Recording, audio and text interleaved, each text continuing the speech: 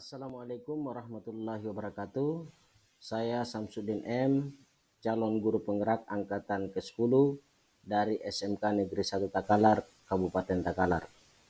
Pada video kali ini saya akan memaparkan mengenai tugas demonstrasi kontekstual, yaitu penerapan segitiga restitusi di modul 1.4 tentang budaya positif.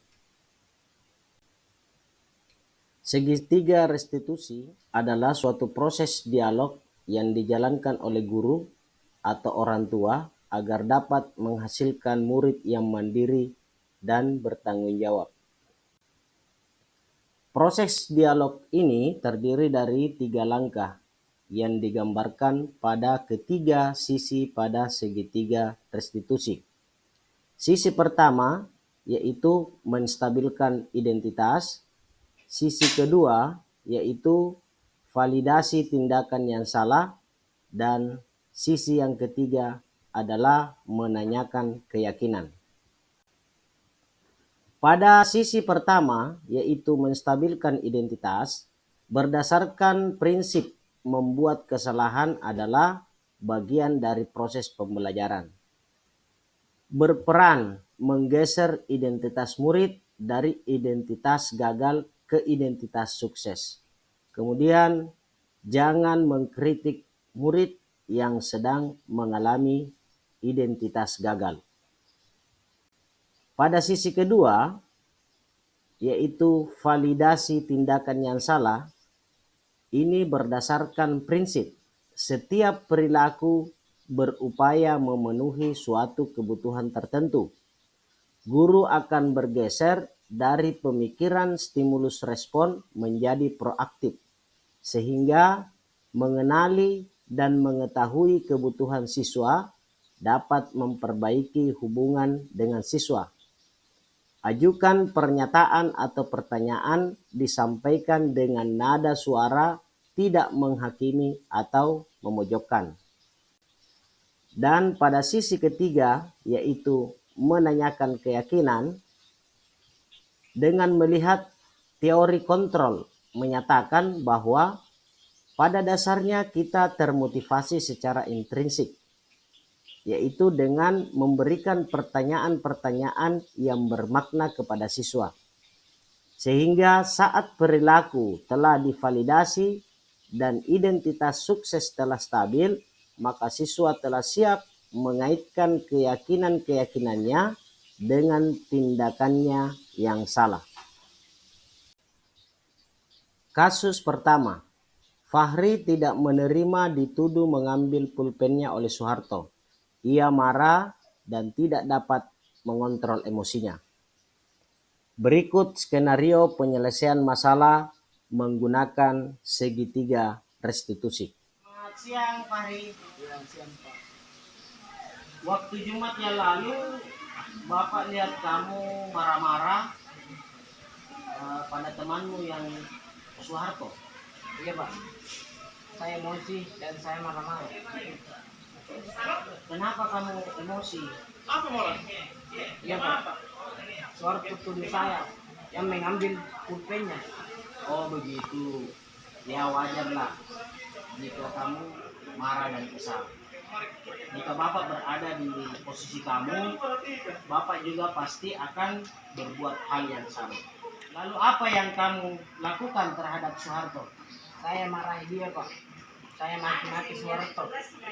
Dan tanpa sadar saya tarik kira bajunya. Oh begitu. Pasti kamu berbuat seperti itu ada alasannya ya?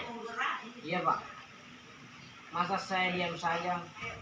Soeharto tuduh mengambil pulpennya, padahal bukan saya yang mengambilnya. Ya wajarlah kamu marah, karena bukan kamu yang mengambil pulpennya. Bapak sangat menghargai tindakan kamu yang tidak berbuat lebih buruk dari itu. Misalnya kamu langsung memukulnya. Sekarang coba kan tindakan kamu marah sampai menarik kerah baju, apakah sesuai dengan keyakinan kelas kita?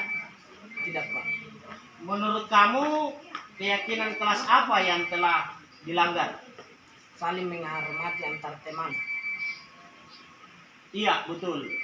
Menurut kamu saling menghormati antar teman itu penting tidak menurut kamu? Iya, penting Pak. Baik.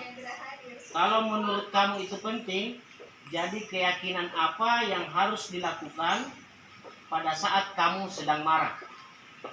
Harus bersabar. Kamu bersedia memperbaiki masalah ini? Bersedia Pak. Apa yang akan kamu lakukan untuk memperbaiki masalah ini?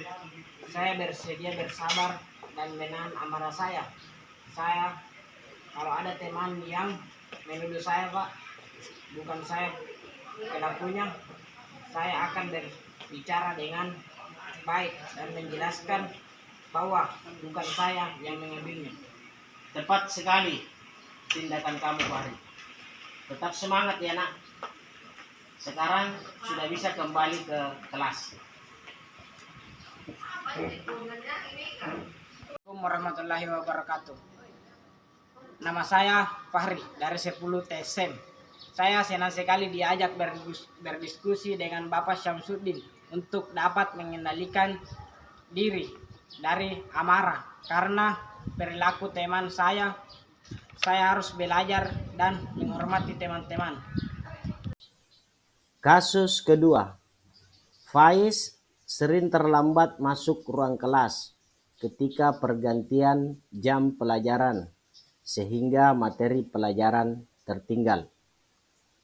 Berikut skenario penyelesaian masalah menggunakan segitiga restitusi. Faiz, ketika jam pelajaran saya, jam ketiga itu saya lihat kamu sering terlambat masuk kelas. Iya Pak. Begitu juga ada laporan dari teman-teman guru. Menurut ingatan kamu, sudah berapa kali kamu terlambat? Sudah 6 kali Pak. Sering terlambat masuk kelas ketika pergantian jam pelajaran, suatu kesalahan bukan? Iya Pak.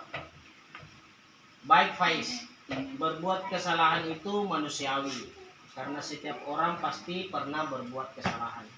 Yang terpenting kita bisa belajar dari kesalahan tersebut dan berusaha untuk memperbaikinya. Setuju? Setuju Pak. Faiz, kita cari solusinya bersama ya. Iya Pak. Faiz, sering terlambat masuk ruang kelas ketika pergantian jam pelajaran, tentu punya alasan.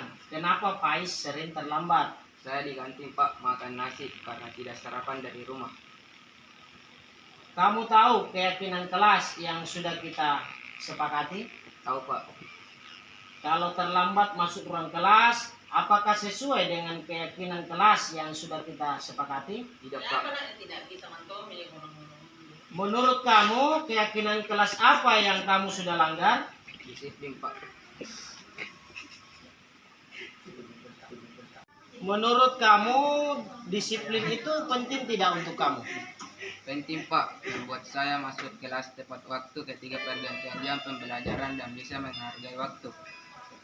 Betul, menghargai waktu itu penting dan sangat bermanfaat bagi kita. Seperti kita dapat menghargai orang-orang yang ada di sekitar kita, pekerjaan tidak menumpuk, pelajaran tidak ketinggalan, dan dapat melatih rasa kepedulian.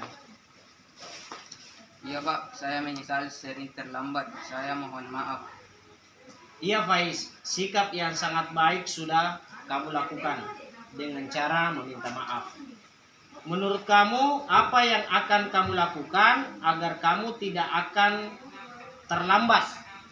Saya akan berusaha sarapan dulu sebelum ke sekolah supaya waktu pergantian jam pembelajaran saya tepat waktu masuk ke kelas dan tidak berada di kantin. Baik Faiz, kamu sudah menemukan solusinya dan Bapak akan bekerja sama dengan orang tuamu agar sarapan dulu sebelum berangkat ke sekolah. Ya Pak, terima kasih. Sekarang silakan kembali ke kelas. Pak. Warahmatullahi wabarakatuh. Nama saya Muhammad Faiz dari kelas 10 TBSM. Terima kasih Pak Guru sudah diajak diskusi untuk menemukan solusi kesalahan yang saya lakukan. Saya akan sarapan dulu sebelum berangkat ke sekolah, supaya ketika pergantian jam pelajaran saya tidak lagi terlambat masuk ke kelas. Demikian video tentang penerapan segitiga restitusi. Terima kasih. Salam guru penggerak, tergerak, bergerak, menggerakkan. Wassalamualaikum warahmatullahi wabarakatuh.